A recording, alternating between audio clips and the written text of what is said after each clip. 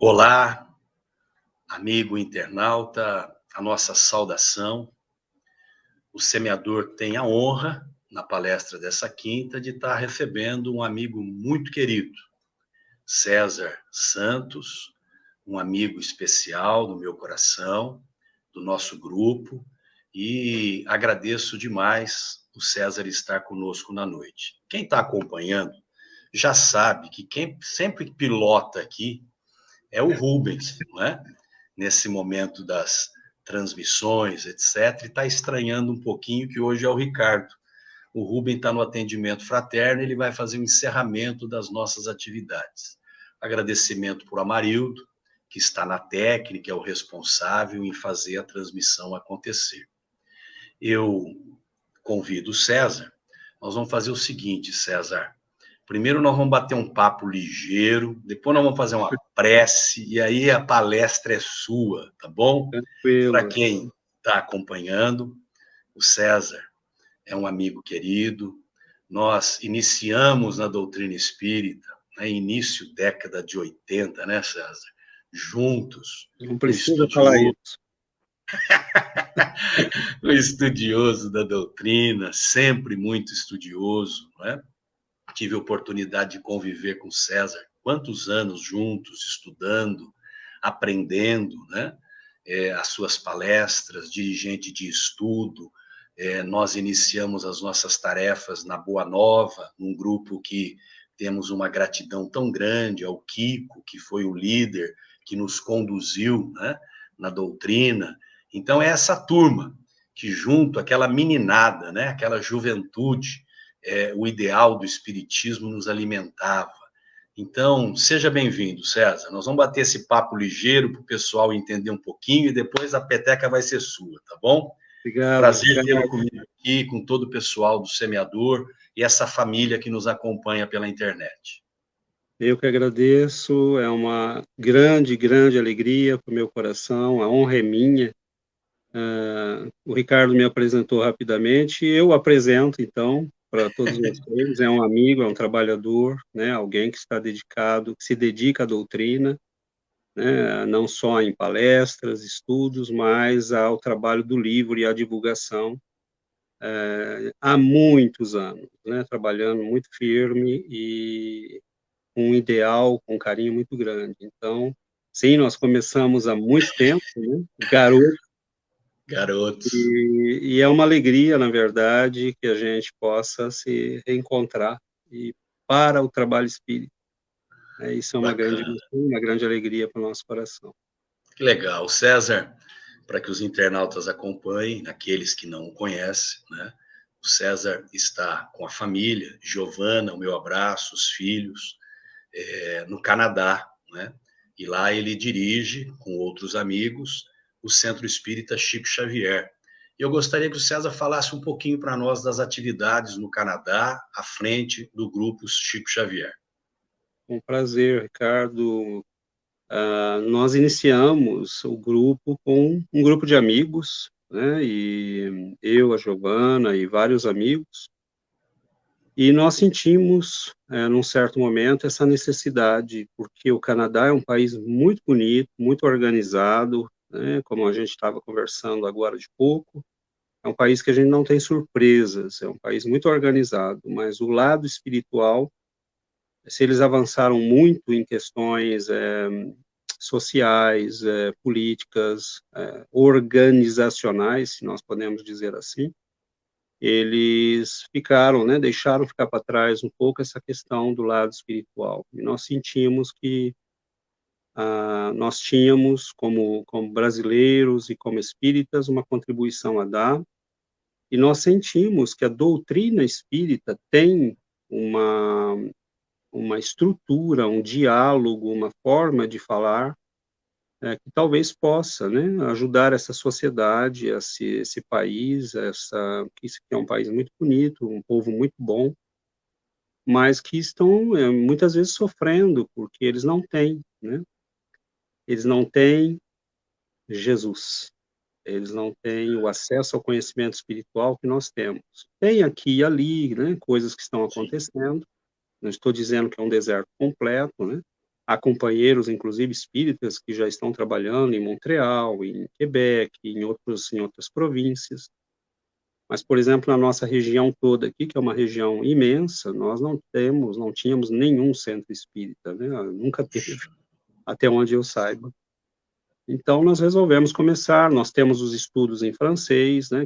Toda semana, aos sábados, com a participação de pessoas da França, da Bélgica, do Quebec, do Brasil, daqui do Canadá. Nós temos os estudos em português, nós temos os estudos mediúnicos nas quartas-feiras, temos os estudos nas sextas. Tem um grupo de evangelização que começou agora, infantil, pela internet, queridas amigas nossas estão fazendo um trabalho de evangelização. Então, temos o Evangelho no Lar, né, que começou mesmo antes da pandemia, nós já estávamos fazendo ele pela internet, e porque nós sentimos que era uma necessidade, né? Havia pessoas espalhadas um pouco por tudo aqui, que queriam participar, então nós resolvemos fazer pela internet, que acabou se mostrando uma coisa pioneira, porque logo em seguida nós realmente passamos a precisar, né, do trabalho pela internet. E é isso, estamos trabalhando, estamos avançando, aos pouquinhos a gente vai fazendo o trabalho, né? Poxa vida. E a gente vai ouvindo você falar e a gente vai imaginando, né, os desafios, né, César, pelo mundo afora, né? Você está dando um retrato para nós do Canadá e nem sempre nós estamos aqui, a maioria de nós, e acabamos por valorizar essa facilidade que nós temos da doutrina, do socorro espiritual, dos templos funcionando, a religião presente para ajudar as pessoas, e pouco importa o rótulo, né, mas apresentar Jesus para as pessoas, né? E na doutrina, para o grupo espírita, né, a gente vê tantas vezes a necessidade do grupo, do trabalho, e da nossa parte nem sempre a gente valoriza tanto. Então é muito, muito bom essa seu depoimento, essa sua experiência, né? Que isso apenas nos faz valorizar ainda mais esse tesouro que nós temos nas mãos, né? E olha, Ricardo, valorizemos e valorizem, porque a gente não se dá conta, mas quando você sai do país e vai para um lugar que você não tem nada disso, você entende a importância e a beleza que tem. Então, virou parte da nossa vida, né, da nossa rotina no Brasil. A gente fala, eu vou no centro, o centro está ali, sempre à disposição. Mas é bom a gente lembrar que nem sempre esteve e talvez amanhã não esteja. Então, que a gente valorize realmente, que a gente se engaje no trabalho, que a gente participe, que a gente mantenha vivo, né, que a gente estude com amor a doutrina, porque o que nós temos é um tesouro que nós temos aí no Brasil. É um tesouro. Muito bem, querido. Agradeço esse carinho, a honra que nos dá com a sua presença. Agradeço os internautas que estão nos acompanhando pela página Semeador Catanduva e também pela RAI. Um abraço ao José Aparecido, da Rede Amigo Espírita, e tantos internautas, seguidores que acompanham. Agradecemos muito a companhia de vocês. O César, nós vamos fazer a prece e depois o César vai ficar com a palavra para conduzir a palestra. O tema escolhido, como divulgado, reflexões sobre as curas de Jesus. Eu tenho certeza absoluta que vai ser, assim, de muito aprendizado para nós todos. Eu abraço, César, a sua família que está aqui no Brasil, sua mãezinha querida, os irmãos, etc., que eu tenho certeza que vão estar acompanhando. O meu beijo, né, de saudade a todos eles. A família da Giovana também, viu? O meu carinho, o carinho do Grupo Semeador, tá? E vou pedir licença a você, aos internautas queridos, para que a gente possa, essa reunião nossa, toda a nossa vibração, ser dirigida a um amigo muito querido, que está internado na luta com a Covid e que nós temos certeza que ele vai superar, que é o nosso querido Carlinhos, o Israel Carlos Moreira, né? Companheiro de ideal, de trabalho, da nossa época, né, César? Lá de trás, do trabalho. Então, a nossa reunião vai ser uma maneira de levar essa vibração ao nosso Carlinhos, a Gina, a família, a Gina que se fortaleça aí, e nós já falamos, já combinamos. Esse menino que trata de voltar logo, porque tem muita lenha para queimar. Não pensa ele que já tem merecimento para ir embora, não, porque não vai voltar. Então, a gente está nessa expectativa, com muito otimismo, vibrando positivamente para ele, né? E essa nossa reunião é um gesto para envolvê-lo nas nossas vibrações e temos certeza absoluta que os benfeitores já não aguentam mais ouvir as nossas rogativas por esse menino, né? Então, que ele possa retornar para casa logo, que ele é muito útil para o nosso movimento espírita. Muito bem, querido. Vamos fazer a prece e, na sequência, você tem a palavra, tá bom? Vamos orar. Adorável amigo Jesus, mestre querido, nos sentimos bem, felizes pela oportunidade que nos concede, deste encontro amigo, deste encontro fraterno, em nome da doutrina espírita. Uma alegria enorme ter o nosso querido César conosco, distante do Canadá fisicamente, mas tão próximo do nosso coração, pelo laço da amizade, do bem-querer. Rogamos, amigo Jesus, ao seu coração tão generoso, que olhe por nós. Continue a nos envolver, Senhor. A humanidade precisa tanto de ti. E muitos ainda desconhecem o seu evangelho, Senhor. Que os benfeitores possam envolver a todos os corações, pelo mundo afora. Vibramos com especial carinho nessa fase tão complexa, delicada, que o nosso país, Brasil, tem vivenciado como o mundo afora na pandemia.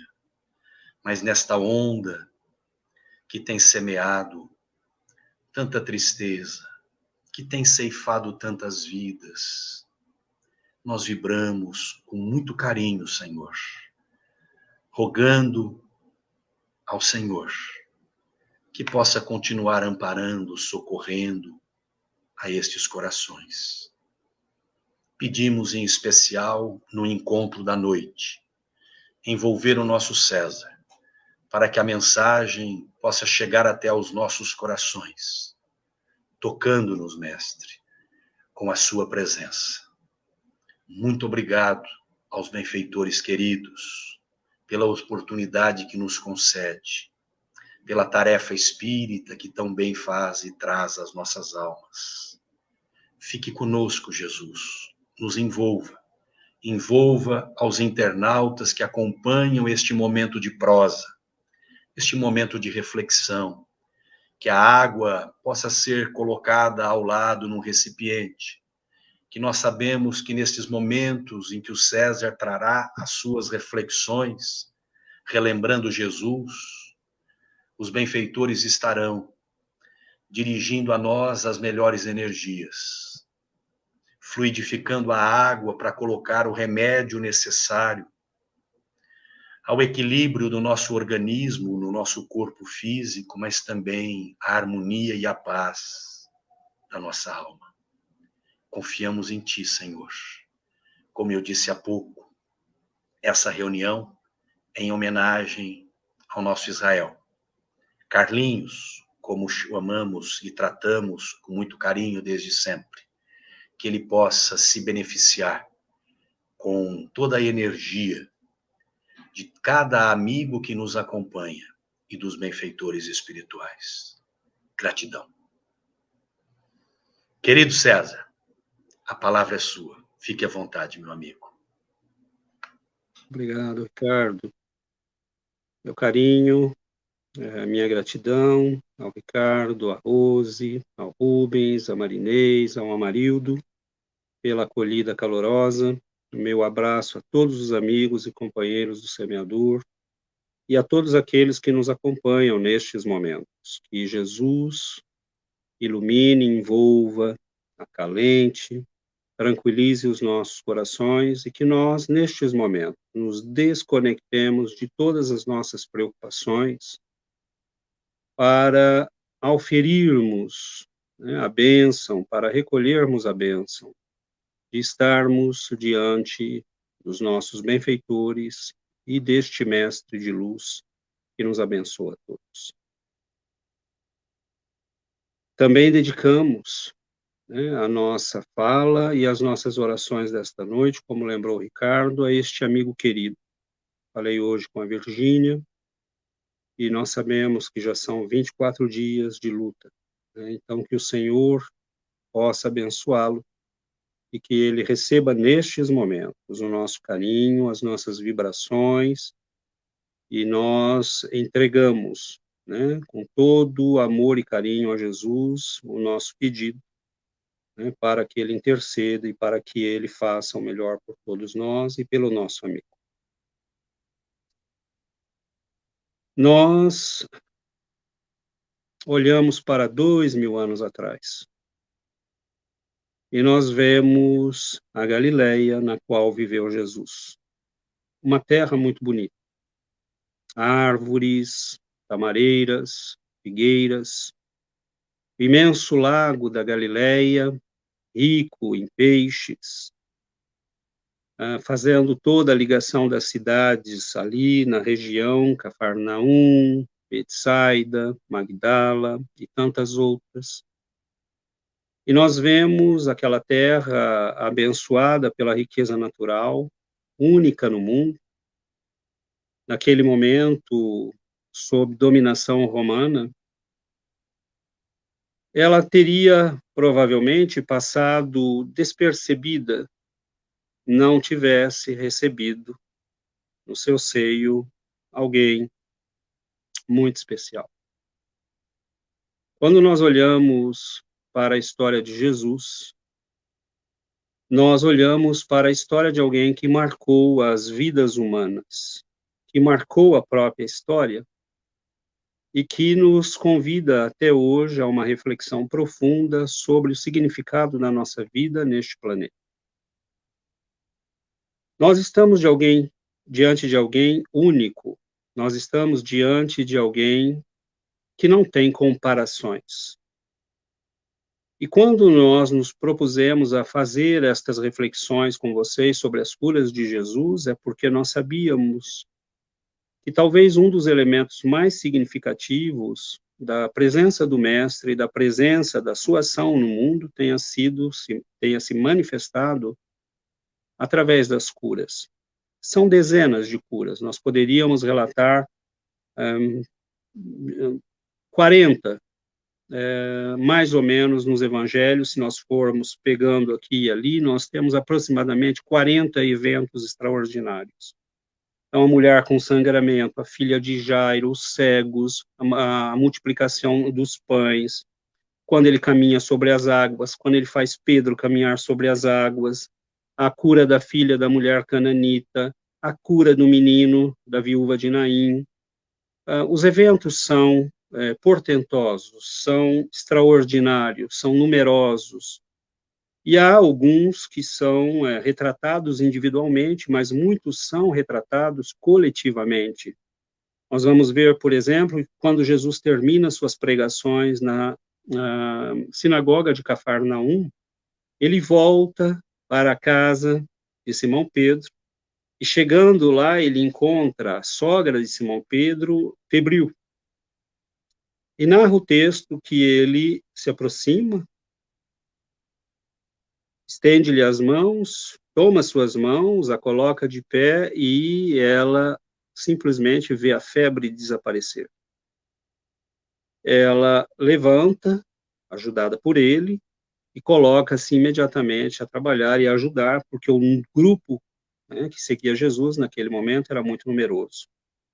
Mas diz o texto, né, que chegando à tardinha, quando já estava se pondo o sol, trouxeram-lhe todos os que se achavam enfermos e obsedados. Vamos usar a palavra obsedados para substituir a palavra endemoninhados, né, que é uma palavra, uma carga muito forte, né? E diz o texto de Marcos, e toda a cidade se juntou à porta da casa de Simão Pedro, em Cafarnaum. E naquele dia ele curou muitos que se achavam enfermos de diversas enfermidades, e expulsou muitos demônios, porém não deixava que os demônios falassem, porque estes o conheciam. Mais à frente diz Marcos no seu evangelho, e pregava nas sinagogas deles, por toda a Galileia, e expulsava os demônios, os espíritos obsessores. Então nós imaginamos Jesus se deslocando entre aquelas pequenas vilas, pequenas cidades de pescadores, de trabalhadores, de curtidores, de funcionários romanos, algumas com guarnições, centúrias romanas, comandadas por centuriões, e ele adentra as sinagogas, e ele fala com as pessoas, e ele explica os textos. E talvez eles não soubessem o privilégio que estavam tendo naquele momento, porque diante deles estava aquele que nós vínhamos esperando por milênios. Diante deles estava aquele de quem falavam exatamente aqueles profetas que ele estava ali lendo e interpretando. Ele era o filho de Davi, aquele que nós esperávamos. E narra São Marcos que ele fazia curas e expulsava espíritos obsessores. E é muito interessante porque nós não temos o registro individual destas curas, mas nós os temos coletivamente. Então, os 40 e tantos eventos que nós encontramos nos evangelhos, espalhados aqui e ali, na verdade, são centenas. E, num certo momento, logo depois de fazer uma das suas curas, e muitas curas, ele recebe a visita de alguns enviados de João Batista. João Batista, que nós sabemos ser o profeta Elias, que estava previsto que viria antes do Messias para anunciá-lo, ele começa a ouvir aquelas histórias e ele envia 2 discípulos para questionar o mestre. Então diz o texto, João Batista enviou-nos a perguntar-te, Senhor, és tu aquele que havia de vir, ou devemos esperar outro? E na mesma hora, Jesus curou muitos enfermos, resolveu muitos males, expulsou espíritos obsessores, deu vista a muitos cegos. E então, só então, ele respondeu, ide, e anunciai a João o que tendes visto. Ele primeiro fez, e aí ele disse, agora que vocês viram, voltem lá. E digam a ele o que tendes visto e o que tendes ouvido.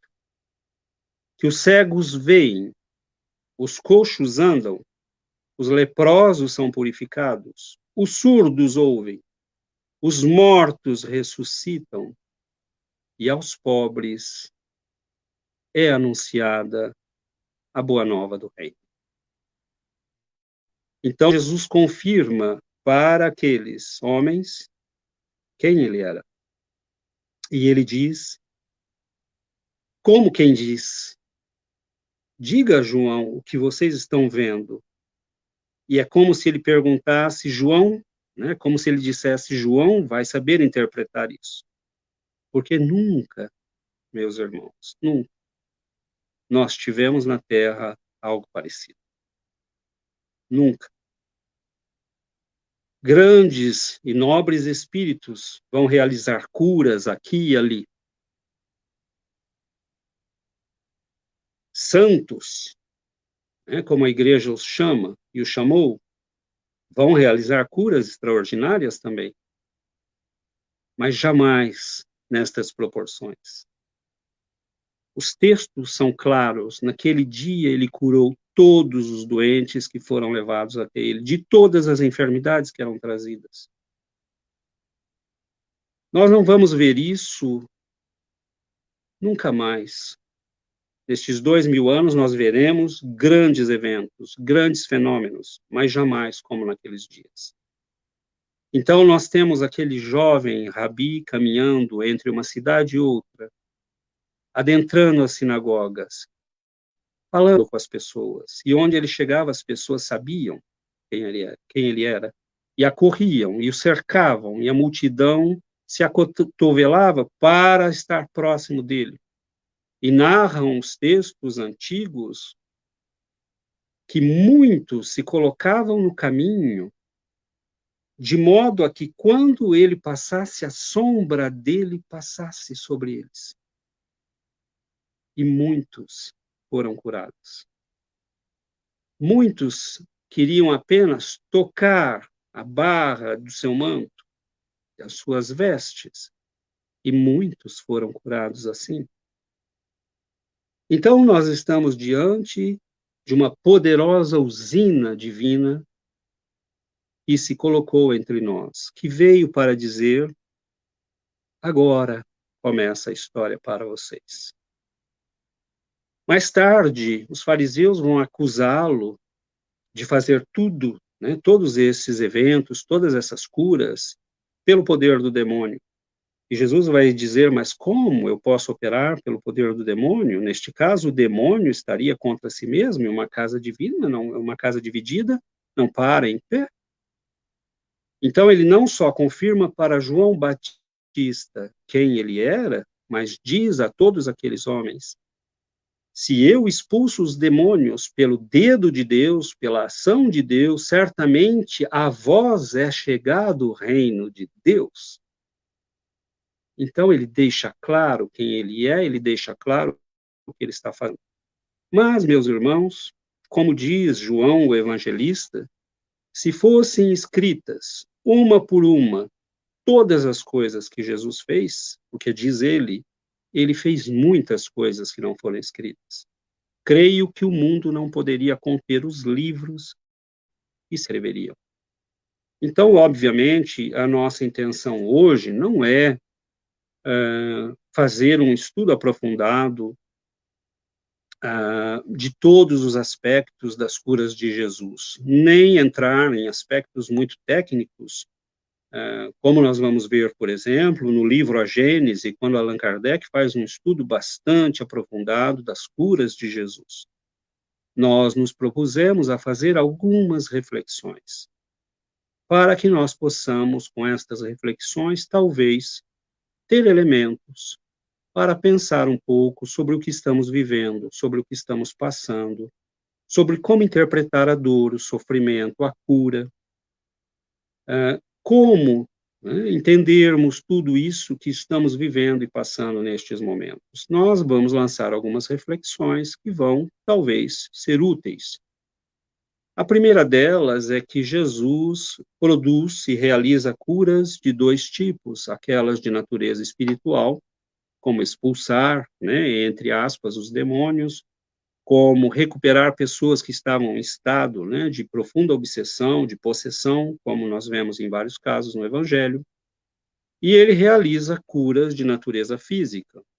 Nós vemos a mulher que tem hemorragia, que sara, a sogra de Simão Pedro, que tem uma febre muito grande, que é curada, nós vemos paralíticos que são, né, levantados, nós vemos cegos que voltam a ver, nós estamos diante de curas extraordinárias. Nós vemos leprosos que têm sua pele limpa. Então, Jesus age nestas duas dimensões, a espiritual e a física. Mas nós, espíritas, sabemos que, de modo geral, toda doença tem raiz no espírito.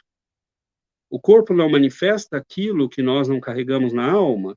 E nós, com o conhecimento que temos da reencarnação, sabemos que isto não está ligado só a uma vida e a um momento da nossa existência, mas está ligado às nossas vidas, às muitas vidas que já tivemos.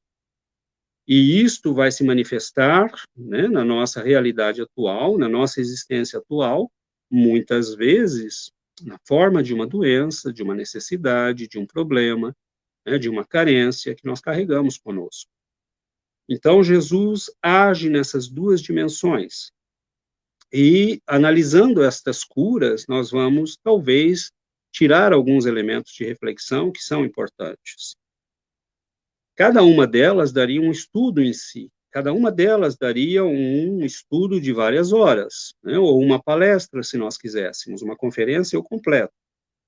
Mas nós vamos fazer uma reflexão, né, um primeiro estudo como em sobrevoo. Por exemplo, se nós olhamos para a sogra de Pedro que foi curada, me chama a atenção o fato de que ela é curada, e diz o texto, ela se põe de pé e coloca-se a servi-los. Então, é a pessoa que se cura e se coloca imediatamente em ação. É aquele que se cura e passa a agir.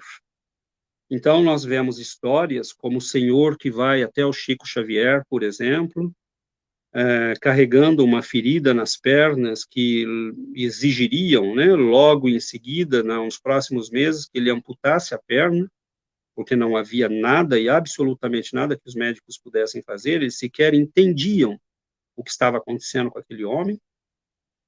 E quando ele visita Chico Xavier e pergunta, é possível eu ter a cura? E Chico diz, trabalhe no bem, meu filho. Trabalhe no bem.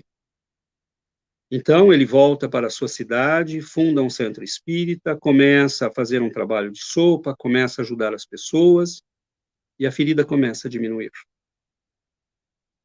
Então, é alguém que vai se curando com o trabalho. Outros vão ser curados, como a sogra de Pedro, e se colocar no trabalho de servir o Cristo. E lá, neste momento, ela o servia realmente, pessoalmente, ele estava ali. Ela não servia através dos outros, né? Porque ele mesmo disse, quando ajudardes um destes pequeninos, é a mim que fazeis.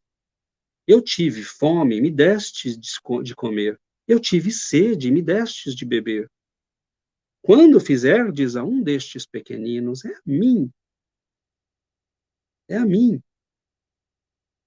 Então, nós temos ali um momento em que a sogra de Pedro se coloca de pé e começa a servir. Este caso deste senhor que nós falamos, a ferida se cura no trabalho do bem. Então, nós vemos que o problema estava onde? O problema não estava no corpo, o problema se encontrava no perispírito, o problema estava na alma, né? E ele começa a corrigir o problema na sua origem, na sua fonte.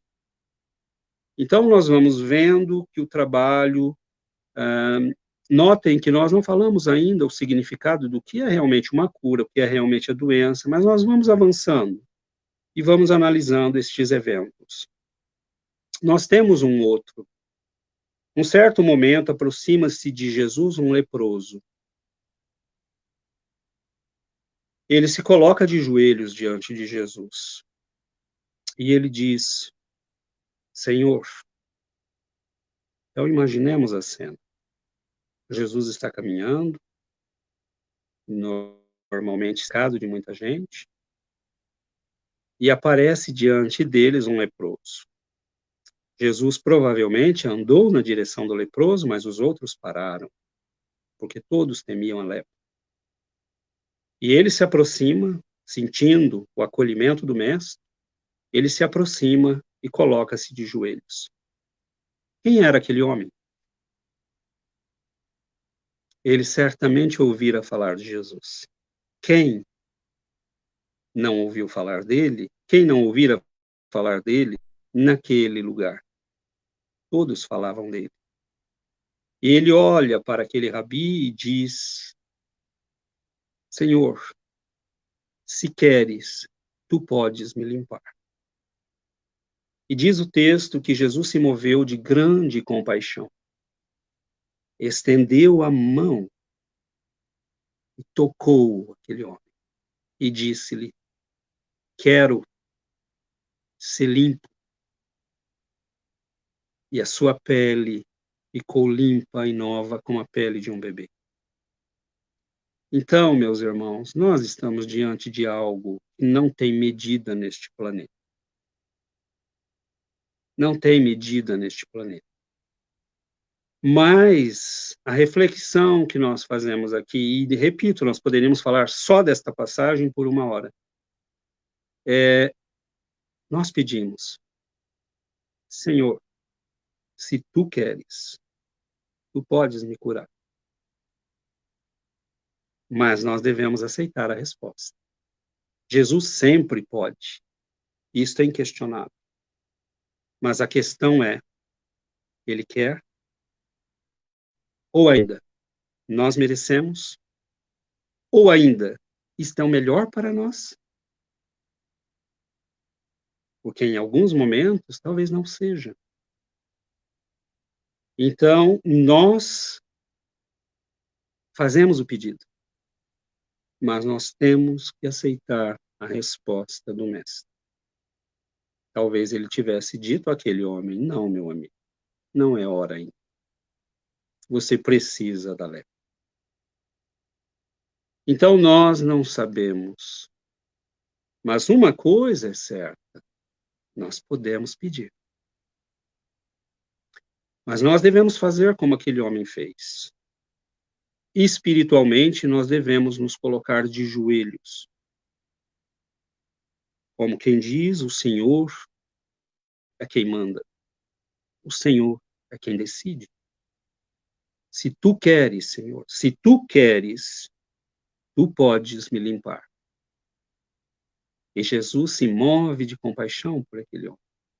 Estende a mão sobre ele e toca a sua cabeça. Filho, eu quero ser limpo.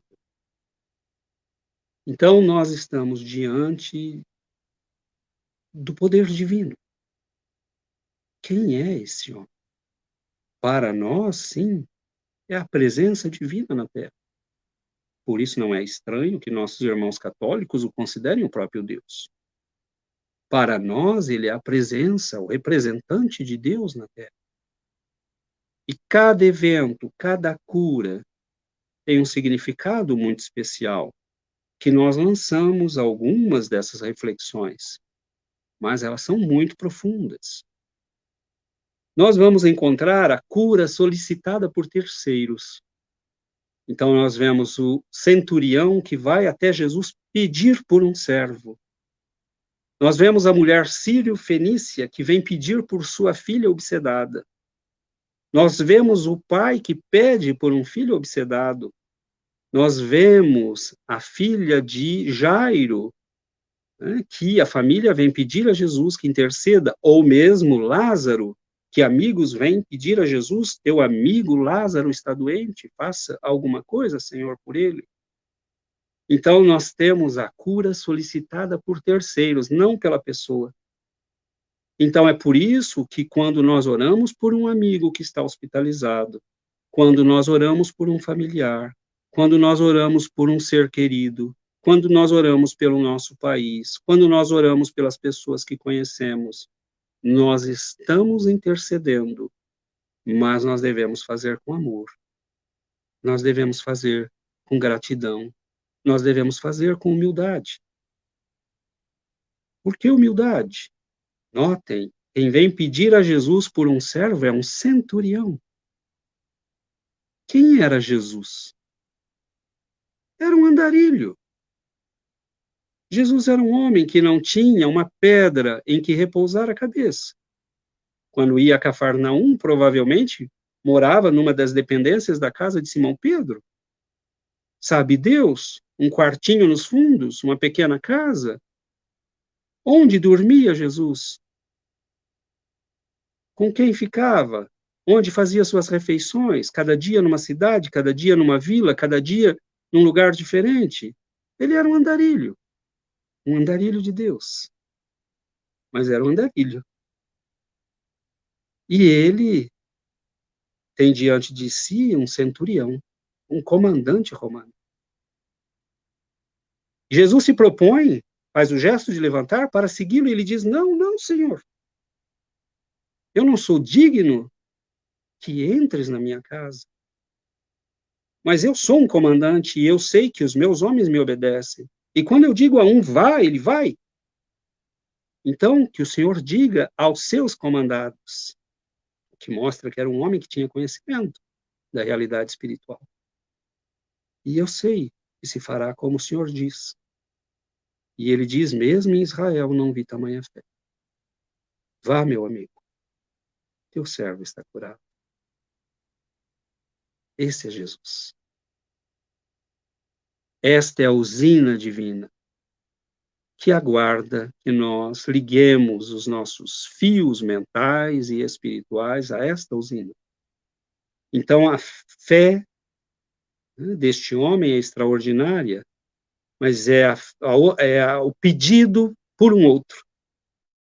Então, nós temos várias curas de Jesus, que é a intercessão feita por alguém, que vem ao mestre para pedir, Senhor, faça algo pelo meu filho, como aquele homem aflito, que diz, meu filho cai no fogo, cai na água, há um espírito que o toma, ele não fala, ele tem crises.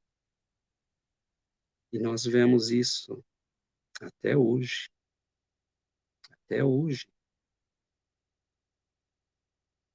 Nós olhamos para um outro evento. Nós temos, num certo momento, Jesus está caminhando e 10 homens leprosos aparecem diante dele. E levantam a voz, provavelmente porque não queriam se aproximar muito, e gritam, Jesus, mestre, tem misericórdia de nós. Jesus, mestre, tem misericórdia de nós. E ele, vendo-os, disse-lhes, ide vos mostrar aos sacerdotes. Eles não entenderam. Mas quando estavam a caminho, eles começam a olhar e a lepra está desaparecendo. Jesus diz, ele mesmo, ele não se aproxima sequer destes homens. Ele diz, ide vos mostrar aos sacerdotes. Porque, segundo a lei de Moisés, os sacerdotes deviam testemunhar e certificar uma cura e fazer, né, os sacrifícios solicitados pela lei mosaica. Eles estavam em caminho e a pele se regenera. No entanto, um deles, vendo que estava são, voltou glorificando a Deus em alta voz e caiu aos pés de Jesus com o rosto em terra, dando-lhe graças. E este era um samaritano. Respondendo, Jesus disse, não foram 10 os limpos? E onde estão os outros?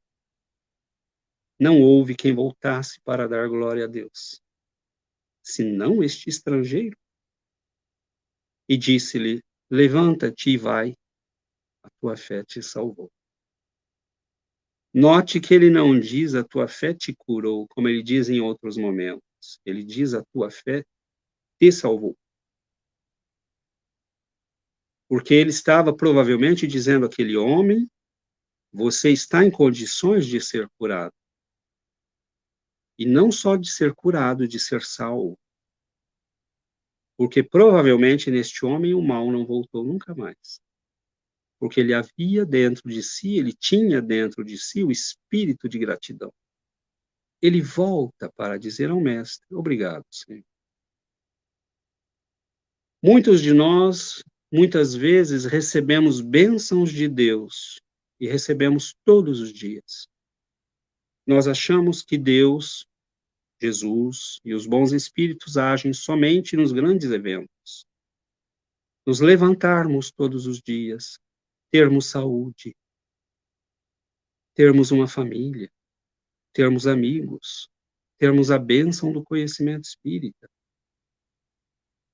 São bênçãos, são concessões de Deus. Nós não temos méritos para ter tudo isso. Nós não temos méritos para ter tudo isso. Deus é um Pai amoroso que nos cumula de bênçãos. E naquele dia, aqueles 10 homens tiveram e viveram uma experiência única na história humana. Mas só um entendeu que devia voltar, se jogar aos pés do Mestre e dizer obrigado, Senhor. Muito obrigado, Senhor, por todas as bênçãos. Este homem merecia a cura e merecia ser salvo. Então, a gratidão, meus irmãos, é a reflexão que nós fazemos aqui. A necessidade da gratidão, não só diante das curas fenomenais, mas de todas as bênçãos que nós temos todos os dias na nossa vida. Porque aí nós mereceremos não só a cura, mas a salvação das nossas almas. Nós vamos ver pessoas que se curam e como a sogra de Simão Pedro se levantou para servir àqueles que se curam e vão curar outros. Então nós temos aquele garoto que chega no Rio de Janeiro, lá pelos inícios do final do século XIX, início do século XX. Não se sabe como ele chega ao Rio de Janeiro, porque ele não tem família. É um menino de 11 anos, provavelmente colocado escondido num dos barcos que deixavam, né, os Açores para vir para a promissora região do Brasil. Ele desembarca, começa a trabalhar, seu nome é Inácio. Ele começa a trabalhar como padeiro, começa a aprender uma profissão aqui, e finalmente começa a trabalhar como barbeiro. Os barbeiros, na época, eram dentistas também. Então, ele começa a trabalhar lá com o senhor, aprende a profissão, mas lá por volta dos 18 anos, ele está muito mal. Está doente. Ele não sabe o que tem. Ele ouve falar de um curador, de um curandeiro, de um médium. Ele não sabe direito o que é aquilo, mas ele diz, bom, eu vou tentar, né? E ele visita esse senhor. Esse senhor lhe receita alguns medicamentos homeopáticos. E ele, alguns dias depois, está perfeitamente são. Mas, contrariamente àqueles leprosos que não voltaram, ele fica intrigado. Inácio Bittencourt, ele fica intrigado. Ele diz, mas o que é isso? Como assim? Eu estava num estado deplorável e agora eu estou são? E ele sequer olhou para mim, ele sequer fez uma consulta. Como assim? E ele volta lá. Ele volta lá e o homem diz para ele, olha, meu filho, leia esses 2 livros.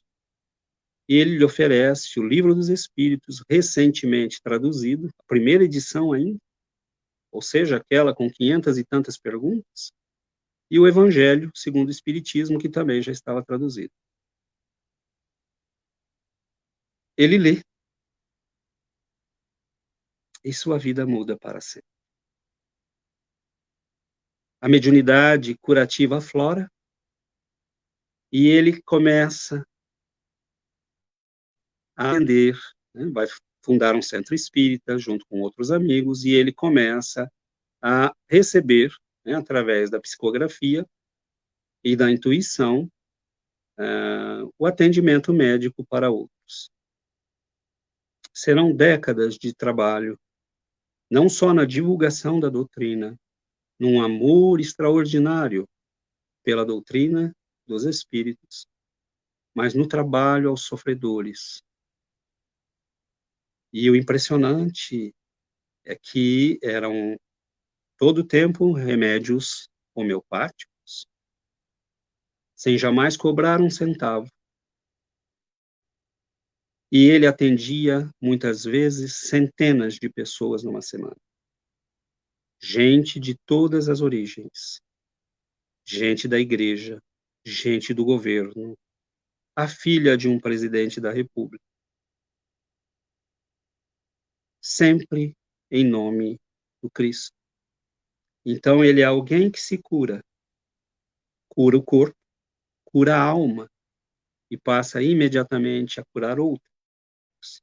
Então, quando nós nos tocamos pela doutrina, quando ela adentra o nosso coração, e nós a comunicamos para os outros, nós estamos curando a nós mesmos e oferecendo a cura aos outros.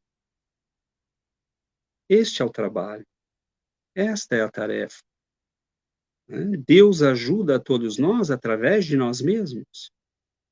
Então, nós temos aqueles que se curam e vão curar outros. Eurípides Barçanufo, cura a sua alma das incertezas e dúvidas e passa a trabalhar na cura de dezenas e dezenas de pessoas, inclusive de sua mãe, que tinha um problema obsessivo. Nós temos aqueles que se curam, mas não curam a si mesmos. Então, nós vamos ver, por exemplo, não curam a si mesmos e, às vezes, não curam aqueles com quem estão. E aí cabe toda uma reflexão a ser feita. Por exemplo, Inácio Bittencourt, num certo momento, teve um AVC. Ficou com uma parte do corpo paralisada, ficou com uma série de limitações nos seus últimos anos de vida. Já estava bem velhinho. E ele entende que era o processo, que estava chegando ao fim. E aqueles eram seus últimos anos. E são almas tão nobres que entendem, continuam trabalhando, continuam curando os outros, continuam oferecendo o melhor de si. Mas eles sabem que a dor pode ser usada para purgar as nossas mazelas espirituais. São completistas, são almas que dão tudo o que podem e chegam ao fim e vão além daquilo que estava especificado. Então, vivem estes momentos sem reclamações.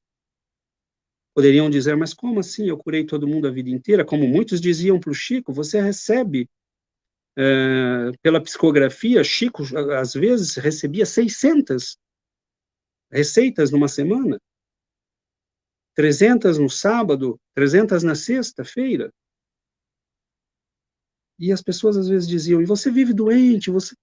Ele sabia, né, que tinha um corpo doente, porque tinha sido exposto a anos de sofrimento, a noites e noites sem fio, sem dormir, a trabalhos extenuantes, né, escutando pessoas que ficavam com ele, às vezes, até as 4, 5 da manhã, não uma semana, um dia, 2 dias, décadas. E ele nunca reclamou, nunca pediu privilégios. Então, quantos foram curados somente por estar na presença do Chico? Quantos foram curados e sequer sabem que foram curados? E falo aqui das curas do corpo, não falo das curas da alma, porque todos nós fomos curados, dentro do possível, pela abnegação e o trabalho evangélico desse missionário do Cristo. Então, nós estamos diante daqueles que curam, se curam, curam outros, mas às vezes não curam todo mundo que eles querem e às vezes não curam a si mesmos. Caibar Schutel, nós vamos ler nas suas biografias que ele é portador de uma mediunidade extraordinária, que cirurgias espirituais vão ser feitas em vários momentos, com pessoas que estão à beira da morte, que vão ser salvas por sua intercessão. Mas sua mulher, sua esposa, teve um problema na pele durante toda a vida. E ele escreveu a Eurípides Barçanufo, né, pedindo medicação. Eurípides mandava conselhos, né, ambos usavam, né, Caibar Schutel era um farmacêutico, prático farmacêutico, Eurípides era um homeopata, e eles trocavam informações, imaginem, Caibar Schutel e Eurípides Barçanufo trocando informações. E coisa mais bela, né? Então, nós podemos se perguntar, por que alguns se curam e outros não? Por quê? Então, nós temos aí uma reflexão a ser feita. Né? Nós temos uma situação que envolve não só esta vida, mas envolve outras vidas. Nós, muitas vezes, trazemos das nossas vidas passadas mazelas que estão no nosso perispírito. Por exemplo, uma pessoa que bebeu muito pode trazer um fígado sensível. Nós vemos André Luiz, no livro Missionários da Luz, contar um caso de uma reencarnação que está sendo programada, e o sujeito vai nascer com o fígado deficiente, vai ter uma dor crônica a vida toda no fígado, porque ele matou alguém com uma facada no fígado, e ele quer passar uma vida sofrendo a dor que o outro sofreu. Então, nós não conhecemos a história de cada um de nós. Nós não sabemos onde estão as nossas fraquezas. Nós podemos, no entanto, deduzir. Nós sabemos que tem regiões do nosso corpo que são mais frágeis que outras, órgãos que se ressentem mais que outros. Talvez estas sejam as áreas sensíveis no nosso perispírito, aquelas que nós afetamos no passado pelo nosso comportamento. Mas veja a lei da vida. Como aquele homem que se cura daquela ferida terrível, nós temos a oportunidade de sarar pelo trabalho, pelo amor. Mas há pessoas que fazem o bem e ainda assim são vítimas da dor e do sofrimento, porque simplesmente nós também não sabemos da história de cada um de nós. Amanhã qualquer um de nós pode ser vitimado pela dor e pelo sofrimento. Qual é a história? Às vezes é alguém que pediu. Será curado? Nós não sabemos. Como aquele leproso, nós gritamos para o Mestre: Senhor, tem compaixão de mim. Mas o que é ter compaixão de nós? Se nós vamos refletir sobre tudo isso, se nós vamos analisar tudo isso, nós vamos ver, por exemplo, que Emmanuel, no livro Consolador, vai nos dizer, quando ele é interrogado na questão 95, ele vai nos falar que saúde, né, para a medicina da Terra, é o equilíbrio perfeito dos órgãos. Para nós, na Terra, é isso. Agora, para o plano espiritual, diz ele, todavia, a saúde é a perfeita harmonia da alma, para a obtenção da qual, muitas vezes, há necessidade da contribuição preciosa das moléstias e deficiências transitórias da Terra.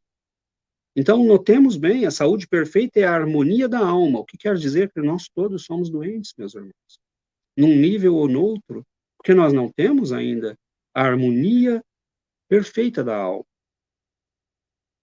No entanto, essa harmonia, para ser obtida, esta harmonia para ser conquistada, passa muitas vezes pela provação da doença, porque é ela que vai corrigir o problema no nosso perispírito, não somente no nosso corpo.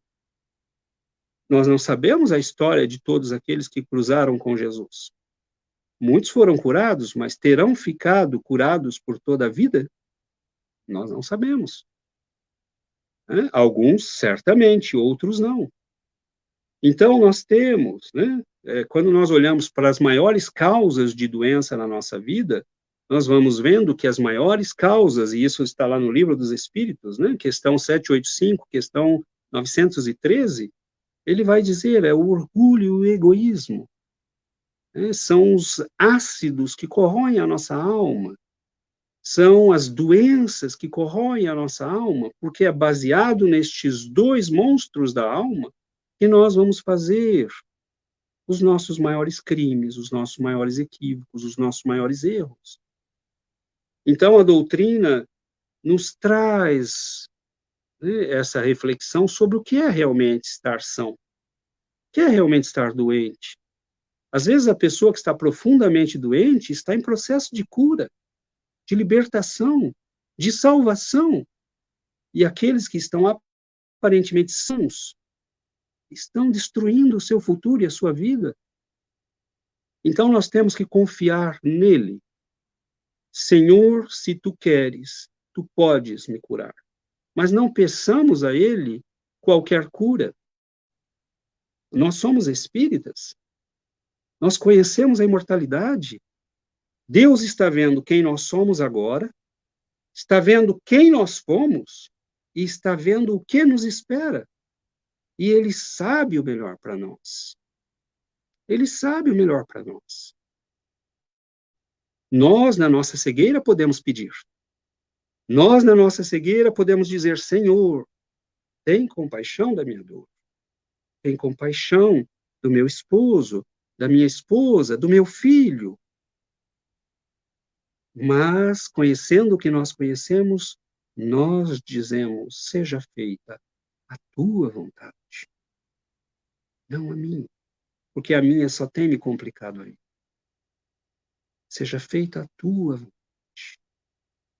Então, meus irmãos, peçamos a Jesus a cura dos nossos corações, porque o corpo é uma veste, nós vamos deixá-lo, seja por uma doença, seja por qualquer causa que for, seja por velhice, um dia nós entregaremos a roupa.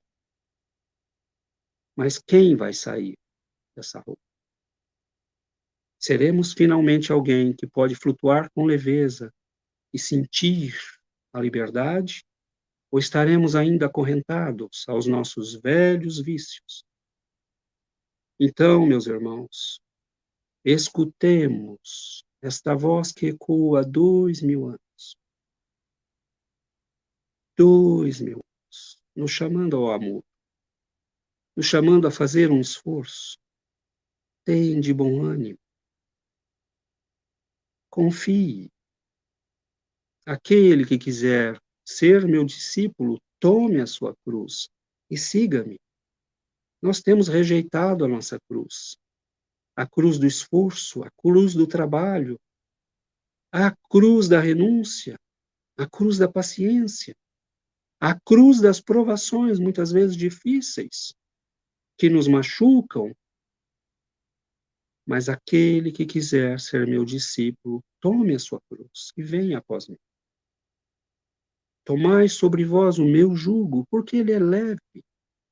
É o jugo do amor, da paciência, da misericórdia. Então ele se aproxima de nós. E nós nos sentimos como aquele homem que pedia: misericórdia, Senhor. Se tu queres, tu podes me curar. E ele estende as mãos sobre nós. Porque Jesus nunca nos deixou. Nunca nos deixou. A prova é a doutrina espírita. A prova são todos os grandes homens e mulheres que em todos os séculos estiveram conosco. A prova são 75 anos de amor e mediunidade de Chico Xavier. Nunca nos deixou. Nós viramos as costas para ele. Nós nos afastamos dele. Porque ele é o pastor que nos recolhe nos seus braços. E nós deixamos aqui, finalizamos aqui, lembrando esta imagem belíssima do passado que estava inscrita, né, nas catacumbas de Roma. Muitos se faziam enterrar, muitos cristãos se faziam enterrar e deixavam, né, seus familiares deixavam desenhados nas paredes, não lágrimas e tristezas, mas um pastor que carregava a sua ovelha ferida sobre os ombros. Ele é o bom pastor. Eu vim para que tenhais vida, mas para que a tenhais em abundância. Não a vida das paixões, não a vida das misérias, não a vida medíocre e pequena dos velhos erros, das nossas velhas vaidades. Eu vim para que tenhais vida, para que o vosso coração brilhe com o sol da nova vida, para que a vossa alma se eleve, para que vocês saiam das prisões que criaram para si mesmos. Eu vim para que tenhais vida, e vida em abundância. Que nós possamos, meus irmãos, ouvir atentamente a voz do pastor que fala nas colinas de Israel. Voz que nos alcança até hoje. E que nós possamos finalmente marchar, caminhar como ovelhinhas na direção dele e nos abrigarmos nos seus braços. E quando a tempestade rugir lá fora, quando os trovões, quando os ventos sacudirem, que nós estejamos abrigados perto dele e tendo a luz da fé e do amor do Cristo nos nossos corações. Tenhamos bom ânimo, tenhamos fé, tenhamos confiança. O Cristo está no leme.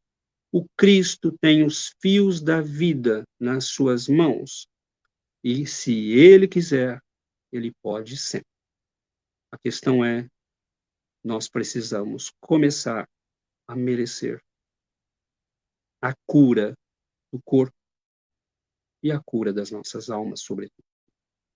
Que Jesus, meus irmãos, nos abençoe, que ele nos ampare, que as nossas vibrações possam envolver com muito carinho nossos irmãos nos hospitais, nossos amigos, as famílias em sofrimento, àqueles, né, que estão aflitos e sobrecarregados, que nós todos nos lembremos do apelo do Cristo. Vinde a mim, vós que estáis aflitos e sobrecarregados, e eu vos aliviarei. Muito obrigado, meus irmãos, que Jesus nos abençoe a todos. Olá, César. Olá, Rubens. E aí, Prazer meu tê-lo. amigo? Tô te ouvindo aqui desde o começo, viu? Poxa, que Que legal. bom.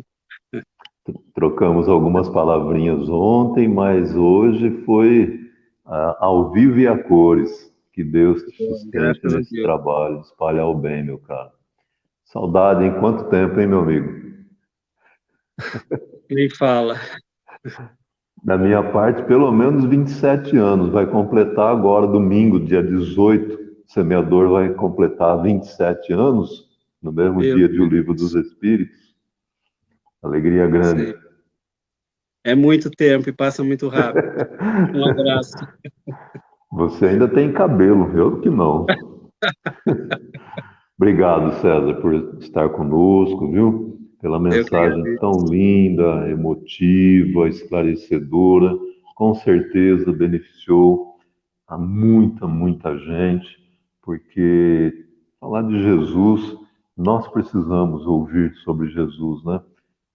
Jesus não aparta de nós é que nos afastamos um tantinho, né? Muito obrigado mesmo, viu? Eu que Abração, a agradeço. Giovana, os filhos, e se eu Obrigado. tivesse aí, eu estaria com umas 10 blusas. Eu tô vendo que você está agasalhado aí, mas eu viria correndo na primeira oportunidade para o Brasil. Fica com Deus, meu caro. É, Muita paz, viu? E convidamos obrigado. a Um todos abraço. os amigos para estarem conosco na próxima quinta-feira. César, aguarde um pouquinho mais, por favor, aí, assim que encerrar a palestra, tá? Não. Convidamos a todos os amigos para estarem conosco na próxima quinta-feira, quando nós receberemos o nosso amigo Deva. O Deva é o Edevanir Previdelli, da cidade de Paraíso. Lembra o Devanir, César? Lembro sim, amigo querido. Sim, sim. Transformações necessárias é o tema que o nosso querido Devanir estará tratando na palestra da semana que vem, ao vivo, online. Nós não estamos com o público presente aqui no Semeador, mas estamos com atendimento fraterno a partir das 19h15. Quem precisar de uma conversa amiga, estiver passando por um momento mais difícil e deseja uma conversa, um diálogo fraterno, a casa está aberta a partir das 19h15. Serão muito bem-vindos. E no próximo domingo, no Momento Espírita, queridos, convidamos a todos a estarem conosco também, das 19 às 20 horas, nós receberemos o nosso amigo Antônio Carlos Navarro, que é aqui da cidade de São José do Rio Preto, esteve conosco 2 semanas atrás, comemorando todos nós juntos a data de nascimento de Chico Xavier, que o César tão bem pontuou aí. Chico é referência, não tem como, né? E agora, exatamente no dia 18 de abril, quando nós comemoramos a primeira edição de O Livro dos Espíritos, portanto, surgimento do Espiritismo na Terra, o nosso amigo Navarro estará falando. O tema que ele escolheu, 164 anos de O Livro dos Espíritos. Mas o que é que o Livro dos Espíritos nos traz, nos aponta, como nos conforta? É tudo isso daí que esse amigo muito competente estará nos falando. Eu não poderia deixar de dizer aqui, né, Ricardo?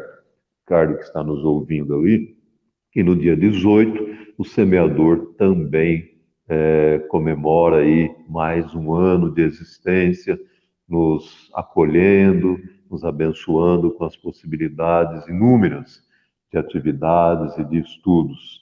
27 anos, 18 de abril, então comemoração aí com muita alegria, né? São esses os recados.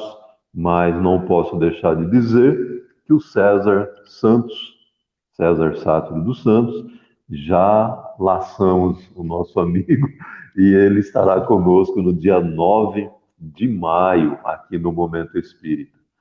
Que legal, César. Ficamos muito felizes por você ter podido aceitar o convite, viu, querido? Eu que Muita agradeço, paz. eu que agradeço. É uma honra, é uma alegria para mim participar.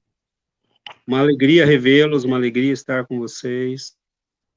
E a gente vê, meu Deus, o tempo passa, mas quando você fala, né, 27 anos de trabalho, né, parabéns, eu sou um pouco o filho pródigo que fugiu de casa, né, e a vida traz de volta, ela nos traz a todos, né, mais cedo ou mais tarde, mas parabéns, parabéns pelo semeador, parabéns por esses 27 anos de trabalho, sem contar todos os outros anteriores, desde lá do Boa Nova, né?